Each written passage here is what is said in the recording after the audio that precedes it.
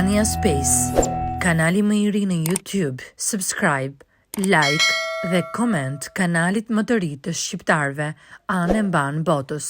Unaza është gjithçka që kemi. Është unaza jon, ajo që na bashkoi. I thot Sihani Alias, me zë të dridhur dhe shpresë se ende ka diçka për të shpëtuar mes tyre. Për të, unaza nuk është thjesht një simbol, por dëshmia e dashurisë dhe betejave që kanë kaluar së bashku. Por reagjimi i Alias është i ftohtë, i prerë dhe pa asnjë lëkundje. Ajo refuzon ta mbajë unazën, duke e bërë të qartë Sihanit se gjithçka mes tyre ka marrë fund.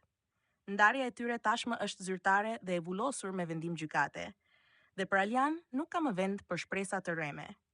Sipas saj, të gjithë e dinë të vërtetën dhe mbajtja e unazës vetëm sa do të hapte plagë të vjetra dhe do të sillte keq kuptime të rrezikshme. Madje, njerëzit mund të mendojnë se ajo mban unazën e Boranit, një ide që Alia nuk mund dhe nuk dëshiron ta pranojë.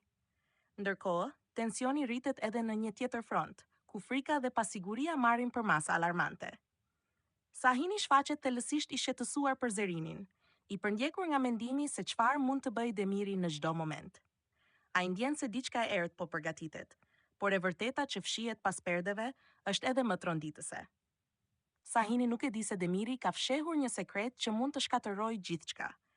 Foshnja e Zerinës është gjallë.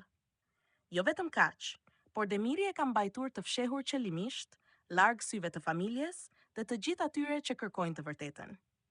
Nga ana tjetër, përplasja mes Boranit dhe Sadakatit kthehet në një shpërthim emocionesh të dhunshme. Borani i thot hapur Sadakatit se i vetmi njeri që po e mbështet në këtë luftë të ashpër është Eçmeli. Këto fjalë bien si një bombë mbi Sadakatin, e cila tronditet thellë dhe humb kontrollin. E pushtuar nga zemërimi dhe urrejtja, ai e godet Boranin, duke treguar se plagët e së kaluarës janë ende të hapura. Urrejtja e Sadakatit ndaj Eçmelit është e thellë dhe e rrënjosur prej vitesh. Mes tyre ka ekzistuar dikur një lidhje e fortë, por që përfundoi në mënyrën më të dhimbshme. Eçmeli u tregua i ftohtë, i pamëshirshëm, dhe nuk e mbështeti Sadakatin në momentet kur ajo kishte më shumë nevojë.